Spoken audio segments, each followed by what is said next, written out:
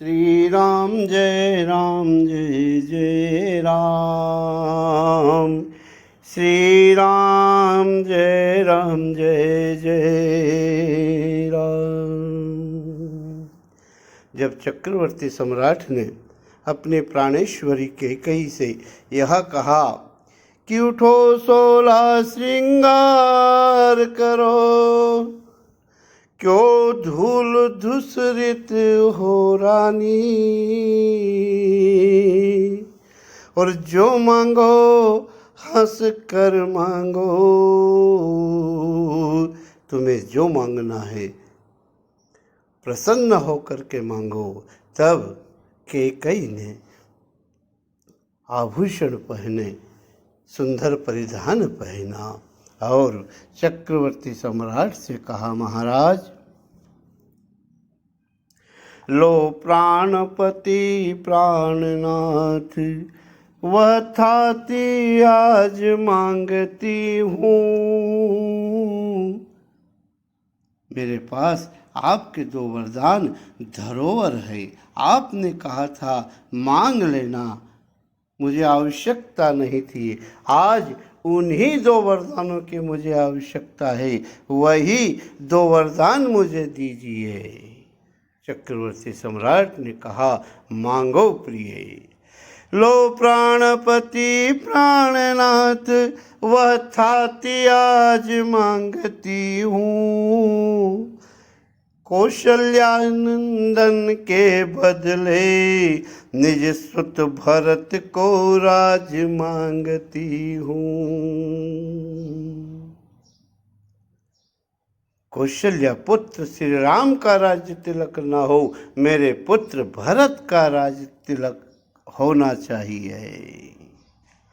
और दूसरा वरदान यह है कि वर दूसरा है मेरा, और सुनकर कंपित मत हो जाना। क्षत्रिय नरेश कहलाते हो, तो सत से विचलित मत हो जाना। दूसरा वरदान बहुत कठिन वरदान है। तुम क्षत्रिय नरेश हो, अपने वचन देने के बाद कहीं मुकर न जाना। सुनो दूसरा वरदान, राजा जो राम हो रहा है, राजा जो राम हो रहा है, वह राजा नहीं उदासी हो। और कल से ही 14 वर्षों तक तपसी बनकर सन्यासी हो। राम को राज्य अभिषेक दिया जा रहा है, तो राम को राज्य अभिषेक नहीं, राम को वनवास होना चाहिए। यह मेरा दूसरा वरदान है। और इसमें देर नहीं, कल सूर्य की प्रथम किरणों के साथ श्री राम वन में जाना चाहिए, और 14 वर्षों तक। चक्रवर्ती सम्राट ने कहा, प्रिय मांग क्या रही है? बोले, मैंने मांगा सही मांगा। तापस वेश विशेष उदासी, 14 बरिस राम बनवासी। सुनो प्राण प्रिय भावत जी का, देव एक वर भरतई टीका।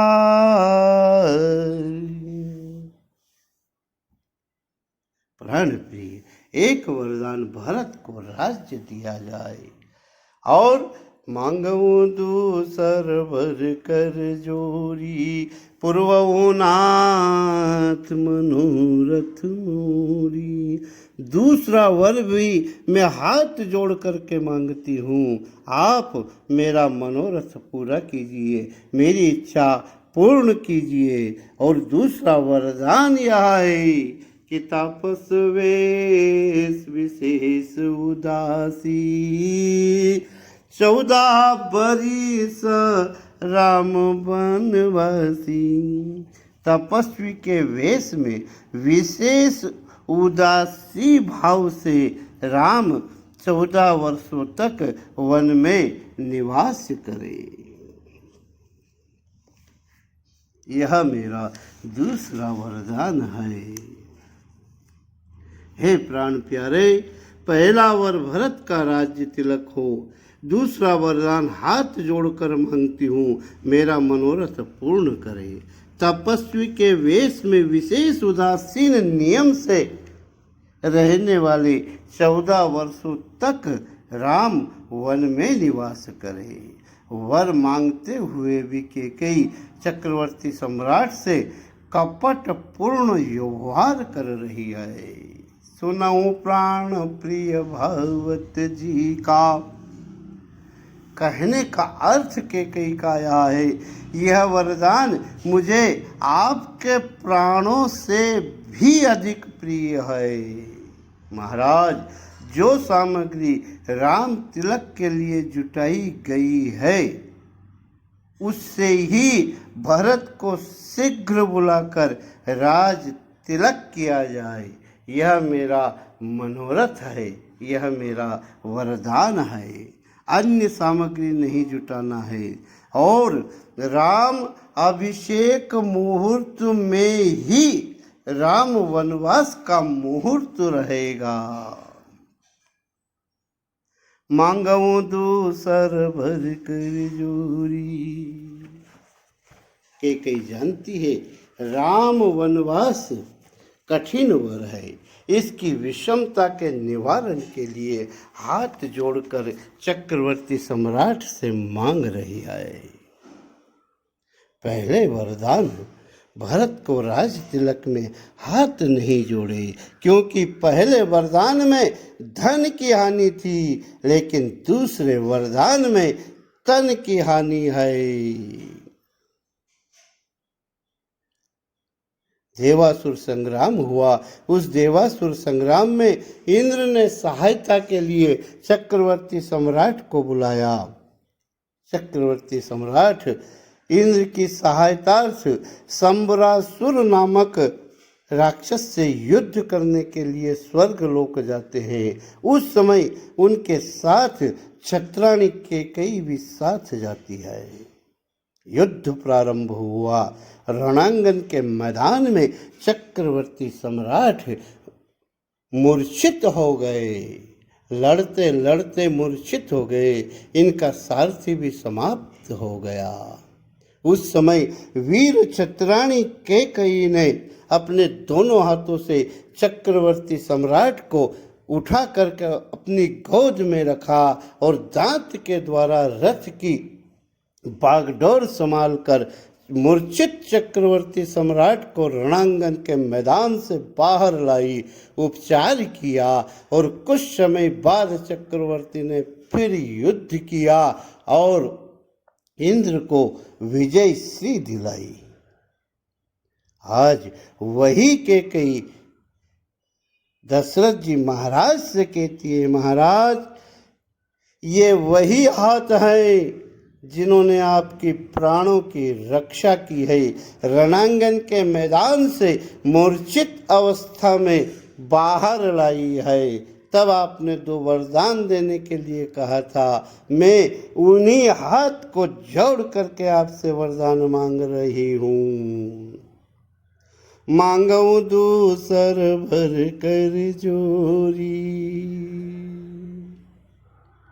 अब ये 2 वरदान दे करके आप मेरे प्राण बचाइए। रणांगन के मैदान में मैंने आपके प्राण बचाए थे, इस समय आप मेरे प्राण बचाइए। तापस वेश विशेष उदासी। विशेष तपस्वी जब श्री राम होगा तो विशेष तपस्वी वेश होने से लौटने पर 14 वर्ष पश्चात अवध में आएगा। तब श्री राम की राज्य की इच्छा ही नहीं रहेगी। इसलिए 14 वर्ष का वनवास मांगा। राम जी वन में विशेष उदासी रहे। अर्थात ध्यान रहे महाराज, किसी भी नगर या गांव में राम का आवागमन 14 वर्षों तक न हो। क्यों? क्योंकि नगर गांव में बुद्धिमान लोग रहते हैं और शायद मंत्रणा कर भरत के राज्य में राम उपद्रव कर दे, इसलिए विशेष उदासी बन करके रहे। विशेष उदासी जो होते हैं वे फल फूल खाकर उपासना कर अपने शरीर को क्षीण कर देते हैं। यह मंत्र केकई स्वयं का है। मंथरा ने तो यह कहा था कि सुतई राज राम ही बनवासु, अपने बेटे भरत को राज्य दो और राम को वनवास दो। अवधि नहीं बताई थी, आजीवन वनवास दे दो राम को, ताकि सुखपूर्वक भरत रहे। लेकिन केकई के जिह्वा पर माँ वीणा पानी बैठी और उन्होंने 14 वर्षों का वनवास मांगा। केकई ने सोचा केवल वनवास से काम नहीं चलेगा, क्योंकि सारी प्रजा तो श्री राम को प्राण प्रिय है। श्री राम सारी प्रजा को प्रेम करते हैं, अयोध्या के हर नर नारी को, और अयोध्या का हर नर नारी श्री राम को प्रेम करता है। यदि मैंने वनवास दे दिया तो परिणाम यह होगा, सारे अवधवासी श्री राम के पीछे पीछे चले जाएंगे, और जब अवध ही खाली हो जाएगी तो मेरा बेटा भरत राज्य किस पर करेगा।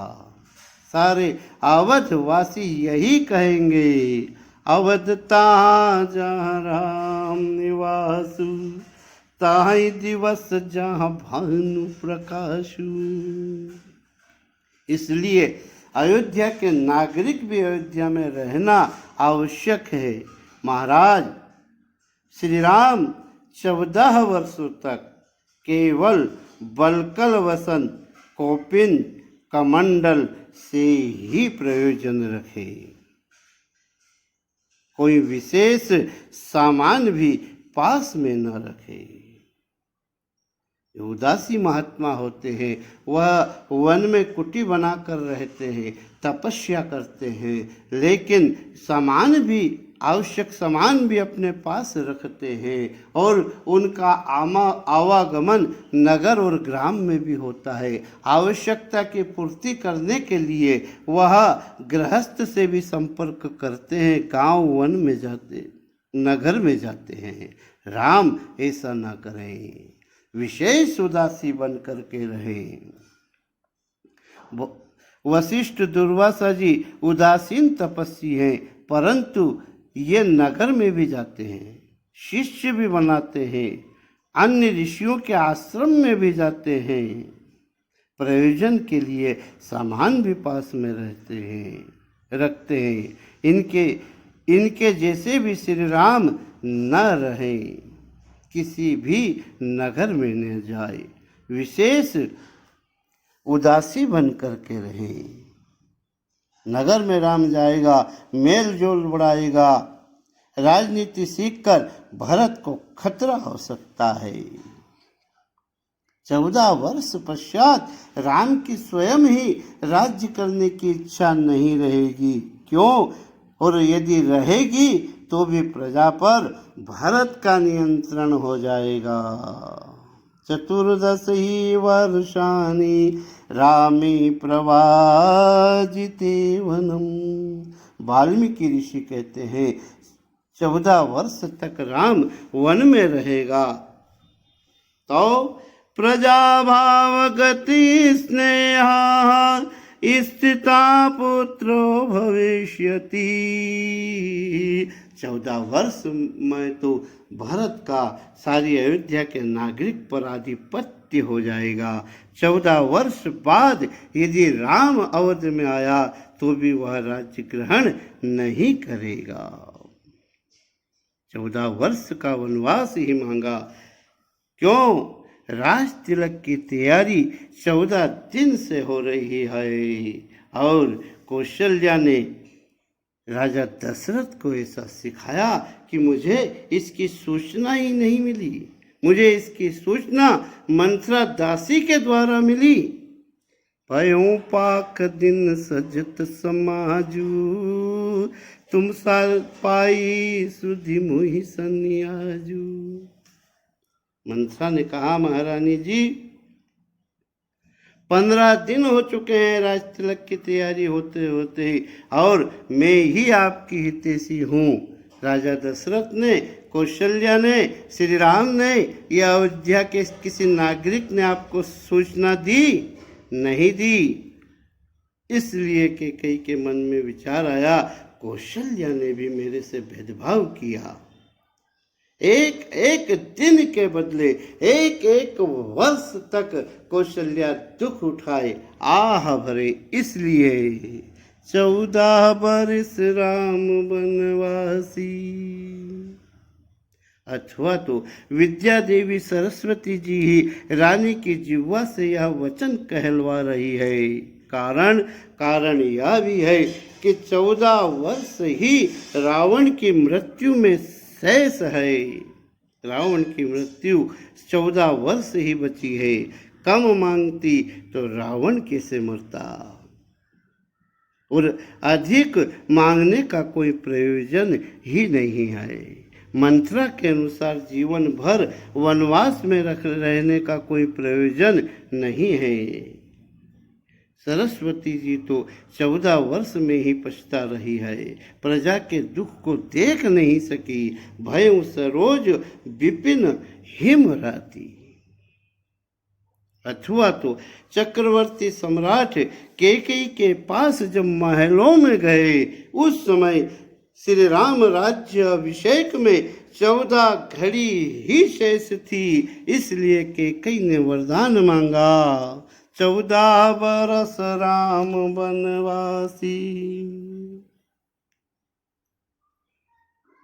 पंडित गणपति उपाध्याय ने बहुत अच्छा बात कही है कि 14 दिन पर श्रवण सुनी राज तिलक की बात। 14 दिन पर श्रवण सुनी राज तिलक की बात। ताते मांगे राम बन जाए वर्ष 2 सात।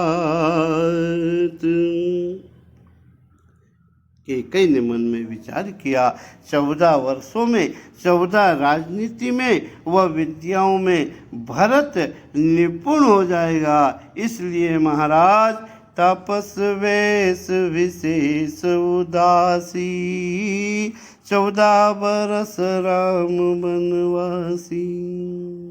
कौशल्या ने राजा को ऐसा पढ़ाया। उन्होंने भी मुझसे 15वें दिन कहा। कौशल्या से बदला लेने के लिए एक एक दिन के बदले एक एक वर्ष मांगा।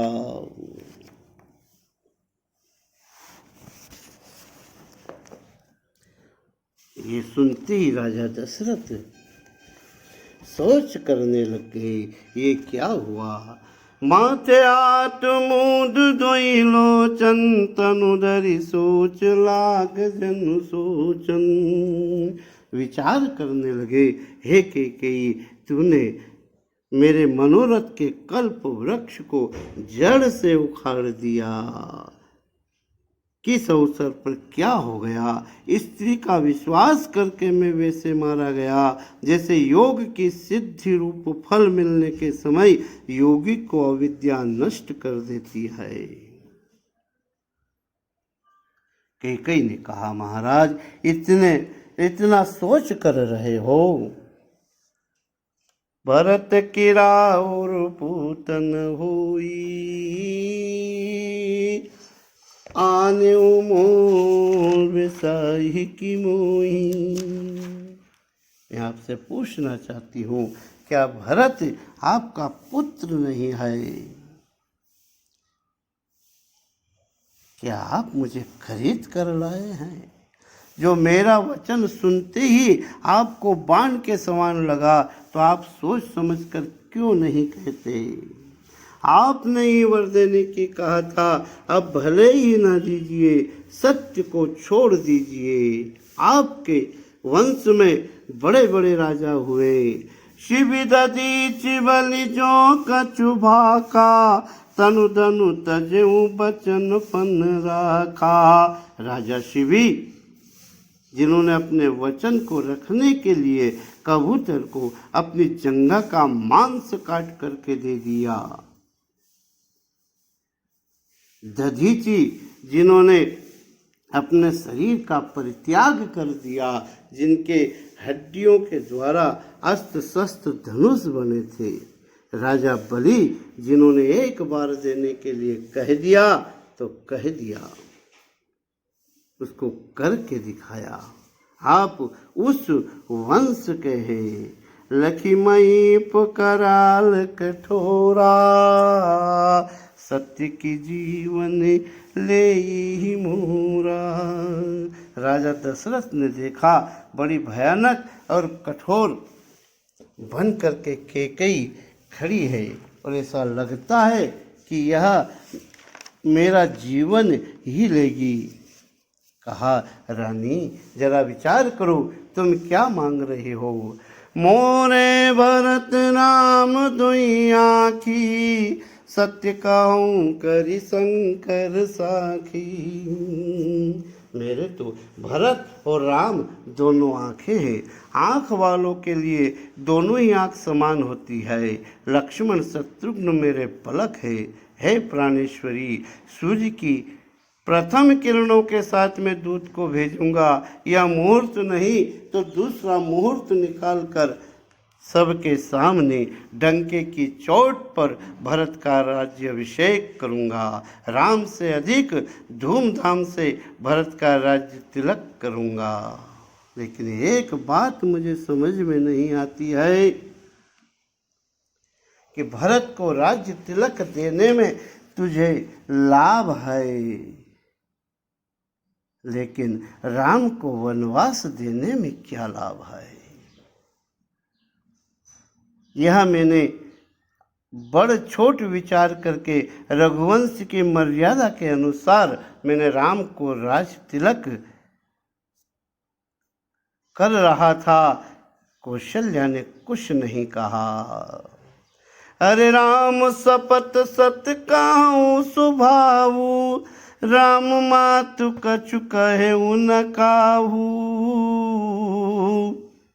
और कैकेयी, मुझे विश्वास नहीं हो रहा है, यह वास्तव में तूने राम वनवास मांग रही है या फिर ऋषि या परिहास कर रही है। अब क्रोध को छोड़ दे, मंगल साज सज, कुछ ही दिनों बाद भरत युवराज हो जाएंगे। दुख तो एक बात का है, एक ही बात मोहि दुख लागा, बर दूसरे असमंजस मांगा। दूसरा वरदान बड़ा असमंजस युक्त मांगा है और वह यह है कि राम जैसे पुत्र को और तू वनवास दे रही है। कहु तजिरो से राम अपराधु, सबको कही राम सुठी साधु। कैकेयी, क्रोध अंधियारी रात है, उनकी साधुता नहीं दिखेगी। राम की तो तू हमेशा प्रशंसा किया करती थी। राम का अपराध कहो, राम अपराध ही नहीं करता है। राम की तो सब प्रशंसा करते हैं। यार तू सरासी करसी स्नेहू, के कारण आज बन देऊ। तू भी राम की प्रशंसा करती थी कि राम उसकी माता से उतना अधिक प्रेम नहीं करता है जितना मेरे से प्रेम करता है। लेकिन आज क्या हुआ, राम का स्वभाव तो ऐसा है कि जासु स्वभाव अनुकूला, सो किमि करहि मातु प्रतिकूला। अरे राम का स्वभाव तो अरि के भी अनुकूल, दुश्मन के भी अनुकूल रहता है। दुश्मन भी राम के स्वभाव की प्रशंसा करते हैं। बेरी राम बड़ाई करई, दुश्मन तक राम की बड़ाई करते हैं। इसलिए राम को वनवास देने का विचार तू मन से हटा दे और इस दूसरे वरदान की जगह तू अन्य वरदान मांग ले। कैकेयी ने कहा, महाराज जो एक बार मैंने वरदान मांग लिया वह ही वरदान आप मुझे दें। आपको इतना सोच क्यों हो रहा है? और मैं तुमसे हरिश्चंद्र जैसा मरघट का वास नहीं मांग रही, और मैं तुमसे शिव दधीच जैसा हड्डियां मांस नहीं मांग रही।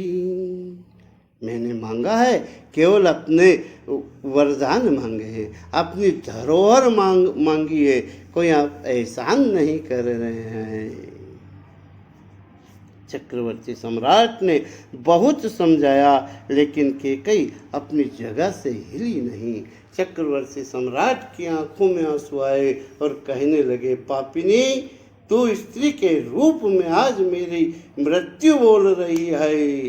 रानी रानी आंचल पसार कर जाले और दान भी ले राज और वनवास भी ले, और दशरथ के पापी प्राण भी ले।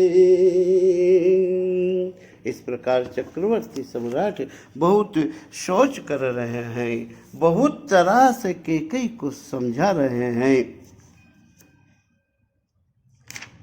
प्रिया वचन कस कहसी कुभाती, राम को राज्य का लोभ नहीं है, भरत पर उनका बड़ा ही प्रेम है। मैं ही अपने मन में बड़े छोटे का विचार कर राजनीति का पालन कर रहा था। हे प्रिय, मछली चाहे बिना पानी के जीवित रहे, सांप चाहे बिना मणि के दिन दुखी होकर जीवित रहे, परंतु मैं स्वभाव से ही कहता हूँ, मन में भी छल करके नहीं। मेरा जीवन राम के बिना नहीं है, राम के बिना मैं जीवित नहीं रह सकता।